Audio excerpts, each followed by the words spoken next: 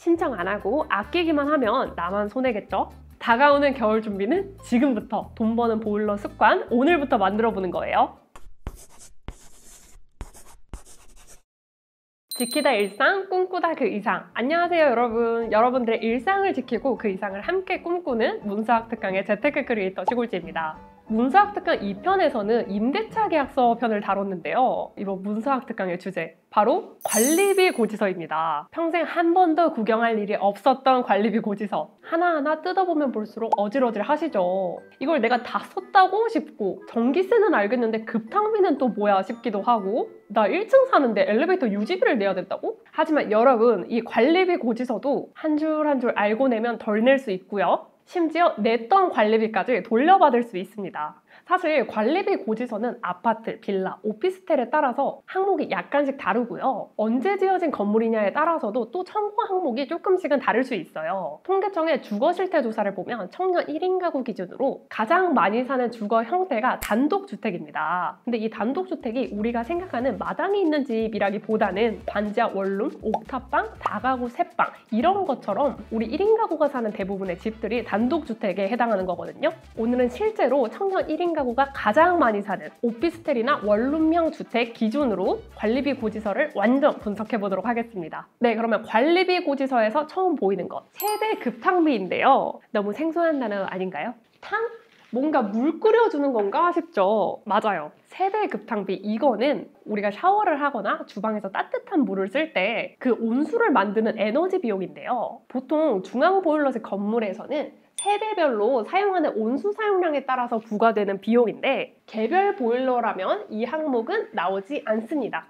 하지만 오피스텔의 관리비 고지서를 보면 이 항목이 나오는 경우가 상당히 많죠. 쪄 죽겠더라도 뜨거운 샤워를 하시는 분들, 그리고 샤워 부스가 코인 노래방이신 분들은 이 항목이 굉장히 많이 나올 거예요. 그럼 두 번째는 이겁니다. 승강기 유지비. 사실 이 항목 자체는 어렵지는 않아요. 그냥 엘리베이터 이용료구나 싶죠. 그런데 말입니다. 저 1층 살아서 엘리베이터 안 타는데요? 이런 분들 솔직히 조금 억울하실 수 있어요. 그런데 엘리베이터는 공용 설비에 해당을 합니다. 유지보수비, 정기 점검비, 전기료 이런 게 포함된 이 승강기 유지비가 세대별로 n분의 1 하여 청구가 되는 거죠. 그리고 이 승강기 유무에 따라서 주택의 가치나 전반적인 인프라 수준이 달라지기 때문에 모든 세대가 분담하는 게 맞다는 법원의 판결도 있었습니다. 그리고 세 번째는요, 이거 잘 보셔야 됩니다. 장기수선 충당금. 이게 뭐냐? 엘리베이터를 통째로 교체한다던가 외벽 방수 공사, 지하주차장 보수 같은 대형 공사를 대비해서 미리미리 적립하는 돈입니다.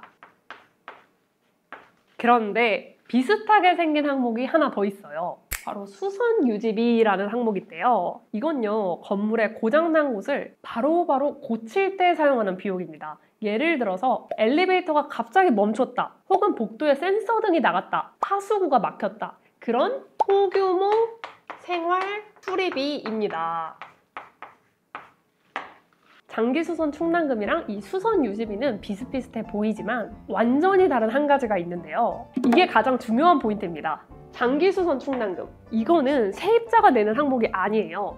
소유주가 부담하는 항목입니다. 반대로 이 수선 유지비는요, 세입자도 같이 부담하는 항목이에요. 생활 중 생긴 고장 해결을 위한 비용이니까요. 그런데 이 장기수선 충당금이 아무래도 관리비에 포함이 되어 있다 보니까 실제로는 임차인이 매달 조금씩 내고 있는 거죠. 억울하잖아요. 내 집도 아닌데 언제 쓸지 모르는 이 수리비를 미리 적립을 해둔다는 게. 그래서 이 장기수선 충당금은요, 이사할 때 임대인에게 청구를 하시면 됩니다. 근데 우리가 또 어떤 집주인을 만나게 될지 모르잖아요. 그래서 미리미리 관리비 납부 내역, 고지서, 통장 이체 내역을 미리 증빙으로 준비해 두시는 게 좋겠죠. 그리고 가능하면 임대차 계약서에 퇴실 시 세입자가 납부한 장기수선 충당금은 임대인이 반환한다는 한 줄 추가하시는 걸 추천드릴게요. 자, 정리하자면 장기수선 충당금은 대형 보수를 위한 적립금, 집주인이 낸다. 세입자인 내가 냈다면 돌려받아야 한다. 그럼 수선 유지비는 자잘한 수리를 위한 돈이고요. 이건 세입자도 내는 항목. 깔끔하죠? 자, 이제 살살 녹는 우리 집 관리비 줄이고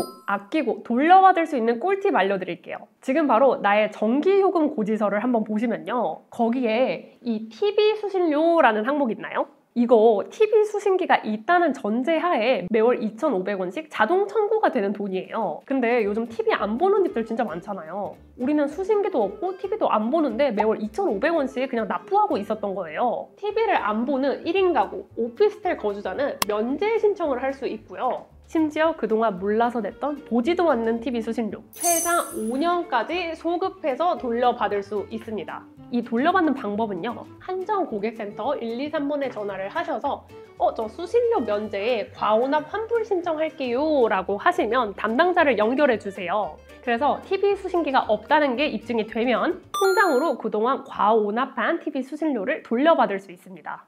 네, 그러면 두 번째 꿀팁은요. 우리 겨울마다 돌아오는 가스비 폭탄.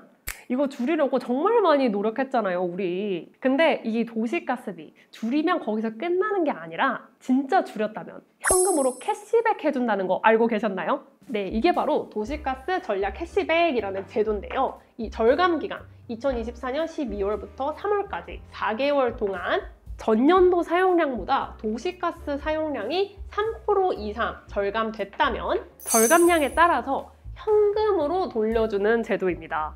단순히 아끼는 걸로 끝이 아니라 정부랑 도시가스 회사가 잘했다라고 하면서 돈을 돌려줘요. 포인트 아니고 진짜 현금으로.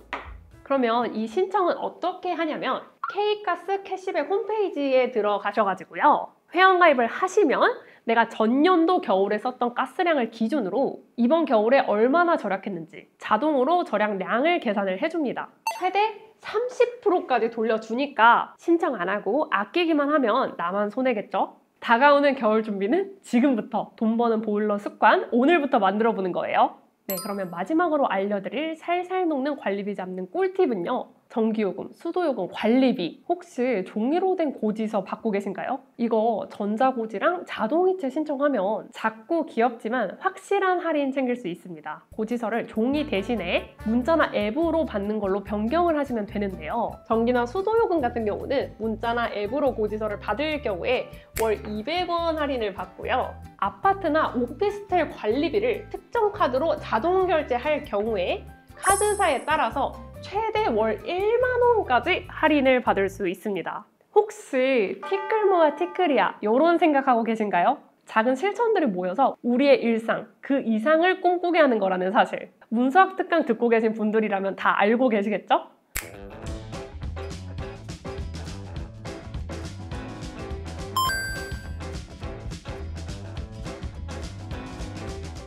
문수학 특강의 세 번째 시간 관리비 고지서 편은 여기까지입니다. 오늘 함께 보신 것처럼 항목을 제대로 확인을 하고 다양한 할인, 캐시백 제도까지 활용을 한다면 살살 녹는 관리비, 폭탄 같은 관리비 얼마든지 줄이고 돌려받을 수 있다는 사실 꼭 기억해 주세요. 지키다 일상, 꿈꾸다 그 이상. 지금까지 문수학 특강의 재테크 크리에이터 시골지였습니다. 다음번에 또 만나요. 안녕.